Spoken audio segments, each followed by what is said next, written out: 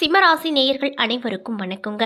நம்ம இன்னைக்கு இந்த வீடியோவில் என்ன மாதிரியான விஷயங்கள்லாம் பார்க்க போகிறோம் அப்படின்னு பார்த்தீங்கன்னா, சிம்மராசி நேயர்கள் அனைவருக்குமே அடுத்து வரக்கூடிய 7 நாட்களில் ஒரு சில விஷயங்களும் ஒரு சில மாற்றங்களும் உங்களுக்கு கிடைக்க போகுது. அந்த விஷயங்கள் என்ன, மேலும் நீங்கள் இந்த காலகட்டங்களில் என்ன மாதிரி விஷயங்கள் முக்கியமாக செய்யணும், என்ன மாதிரி விஷயங்களை முக்கியமாக தவிர்த்து கொள்ளணும் அப்படிங்கிறத பற்றியும், மேலும் ஏதாவது கெட்ட விஷயம் நடக்க இருந்தால் அதில் இருந்து தப்பிக்க என்ன மாதிரி விஷயங்களை நீங்கள் எளிய முறையில் பரிகாரங்கள்லாம் பண்ணணும் அப்படிங்கிறத பற்றியும் தாங்க நம்ம இன்னைக்கு இந்த வீடியோ பதிவின் மூலியமாக தெளிவாக பார்த்து தெரிஞ்சுக்க போகிறோம். இந்த பதிவுகள் அனைத்துமே சிம்மராசி நேயர்கள் அனைவருக்குமே ரொம்பவே யூஸ்ஃபுல்லாக தான் இருக்கும். ஸோ வீடியோவை ஸ்கிப் பண்ணாமல் தொடர்ச்சியாக பாருங்கள். மேலும் நீங்கள் சிம்மராசி நேயர்களாக இருந்தால் இந்த வீடியோக்கு ஒரு லைக் பண்ணிவிட்டு நம்மளுடைய கமெண்ட் செக்ஷனில் நீங்கள் சிம்மராசியில் என்ன நட்சத்திர அன்பர்கள் அப்படின்னு சொல்லிட்டு மறக்காமல் பதிவிடுங்க.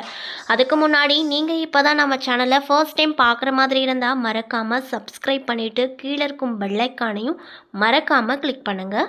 அப்போ தான் நம்ம சேனலில் போடக்கூடிய ஒவ்வொரு ஆன்மீக தகவலுமே உங்களுக்கு நோட்டிஃபிகேஷன் ஆக உடனுக்குடனே வந்து சேரும். ஸோ இப்போ வாங்க நம்ம வீடியோக்குள்ளே போகலாம். சிம்ம ராசியில் மகம், பூரம், உத்திரம், 1ஆம் பாதம் அப்படின்னு சொல்லிட்டு 3 நட்சத்திரங்கள் இருக்குங்க. மேலும் கிரக நிலையை ஆராய்ந்து பார்க்கும்போது இந்த 7 நாட்களில் எந்தெந்த இடத்துல என்னென்ன அமைஞ்சிருக்கு அப்படின்னு பார்த்தீங்கன்னா, தனவாக்கு குடும்பஸ்தானத்தில் கேது பகவான் இருக்கார். சுகஸ்தானத்தில் சூரிய பகவானும் புதன் பகவானும் இருக்காங்க. பஞ்சமஸ்தானத்தில் சுக்கிர பகவான் இருக்கார். களத்திரஸ்தானத்தில் சனி பகவான் இருக்கார். அஷ்டமஸ்தானத்தில் ராகு பகவான் இருக்கார். தொழில்ஸ்தானத்தில் குரு பகவான் இருக்கார். மேலும் அயன சயன போகஸ்தானத்தில் செவ்வாய் பகவான் இருக்கார். இதனால் உங்களுக்கு இந்த 7 நாள் எப்படி இருக்கும், அதாவது இந்த கிரக நிலை அமைப்பால் எப்படி இருக்கும் அப்படின்னு பார்த்தீங்கன்னா, எல்லா காரியமே சாதகமாக தான் உங்களுக்கு முடியும். அப்படிப்பட்ட ஒரு அற்புதமான வாரமாக தான் இந்த 7 நாள் உங்களுக்கு அமைஞ்சிருக்குங்க. அது மட்டும் இல்லாமல் எதுலையுமே லாபம் அப்படிங்கிறது உங்களுக்கு கிடைக்கும். இதுவரைக்கும் உங்களுக்கு தடை தாமதம் ஏற்பட்டு இருந்துச்சு அப்படின்னா அந்த விஷயம் அனைத்துமே இந்த காலகட்டத்தில் தீரப்போகுதுங்க. மேலும் கடன்கள், நோய்கள் அனைத்துமே தீரப்போகுது. அது மட்டும் இல்லாமல் ரொம்ப நாளாக திருமண தொடர்பான காரியங்களில் தடை ஏற்பட்ட நிலையில் இந்த காலகட்டத்தில் அந்த விஷயம் நல்லபடியாக நடந்து முடியும். அதாவது திருமணம் ஆகாத இருக்கக்கூடிய சிம்மராசி நேயர்களுக்கு அந்த விஷயங்களும் நல்லபடியாக முடியும் அப்படின்னு சொல்கிறாங்க. அது மட்டும் இல்லாமல் நன்மை தீமை பற்றி கவலையே இல்லாமல் தலை நிமிர்ந்து நீங்கள் நடப்பீங்க. நட்பு வகையிலும் சரி, நீங்கள் நிதானத்தை கடைபிடிப்பது ரொம்ப நல்லது அப்படின்னு சொல்கிறாங்க. மேலும் தொழில் மற்றும் வியாபார தொடர்பான விஷயங்களில் இந்த காலகட்டம் அப்படிங்கிறது உங்களுக்கு சாதகமான பலனை ஏற்படுத்தி கொடுக்கும். உத்தியோகத்தில் இருக்கக்கூடியவங்க ரொம்ப மிகவும் கவனமாக இந்த காலகட்டத்தில் அவங்களுடைய பணியில் செயல்படுவது ரொம்ப நல்லதுங்க. மேலிடத்துடன் இருந்து வந்த கருத்து வேறுபாடு அப்படிங்கிறது இந்த காலகட்டத்தில் மறையும். மேலும் கணவன் மனைவிக்கிடையே திடீர் கருத்து வேற்றுமைகள் ஏற்பட்டு அதற்கு பின்னர் சரியாகிவிடும் அப்படின்னு சொல்கிறாங்க. மேலும் சிம்ம ராசியில் சேர்ந்திருக்கக்கூடிய பெண்களுக்கு இந்த காலகட்டம் எப்படி இருக்க போகுது அப்படின்னு பார்த்தீங்கன்னா, நட்பு வட்டாரத்தில் நிதானமாக பழகுவது நல்லது. சடார்னு எந்த விஷயத்தையும் யாருக்கிட்டையுமே சொல்லாதீங்க. நீங்கள் எவ்வளோதான் ரொம்ப க்ளோஸாக இருந்தாலுமே அவங்கக்கிட்ட உங்களுடைய ஆலோசனை அப்படிங்கிறது பகிர்ந்து கொள்ளும்போது பார்த்து கவனமாக இருங்க. பேச்சுவார்த்தையில் ரொம்ப கவனம் வேணும் அப்படின்னு சொல்கிறாங்க. மேலும் கலைத்துறையில் இருக்கக்கூடிய சிம்மராசி நேயர்களுக்கு கடன் விவகாரங்கள் கட்டுக்குள்ளே இருக்கும். அரசியல் துறையில் இருக்கக்கூடியவங்க கோபமாக பேசுவதை இந்த காலகட்டத்தில் முற்றிலும் தவிர்த்து கொள்வது நல்லது அப்படின்னு சொல்கிறாங்க. மேலும் மாணவர்களுக்கு பாடங்களில் இருந்து வந்த சந்தேகம் நீங்கும். உற்சாகமாகவும் நீங்கள் படிப்பீங்க.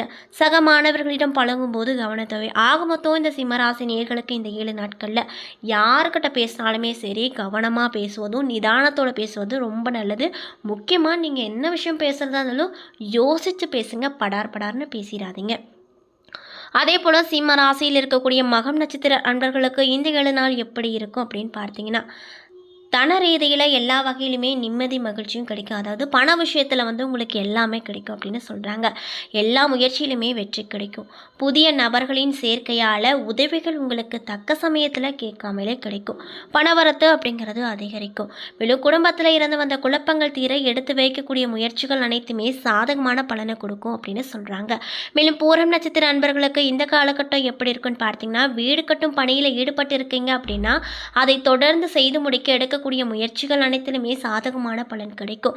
தொழில் மற்றும் வியாபாரம் சுமாராக இருந்தாலுமே லாபம் அப்படிங்கிறது உங்களுக்கு அதிகமாக கிடைக்கும் அப்படின்னு சொல்கிறாங்க.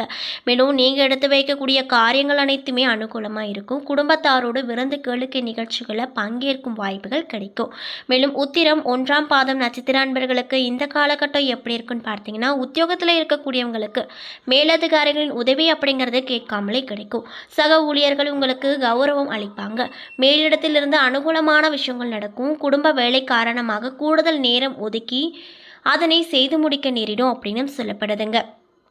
அது மட்டும் இல்லாமல் உங்களுக்கு எதிலுமே முன்னேற்றம் காணப்படும். முழு கவனத்தோடு செய்யும் காரியங்கள் வெற்றி கொடுக்கும்.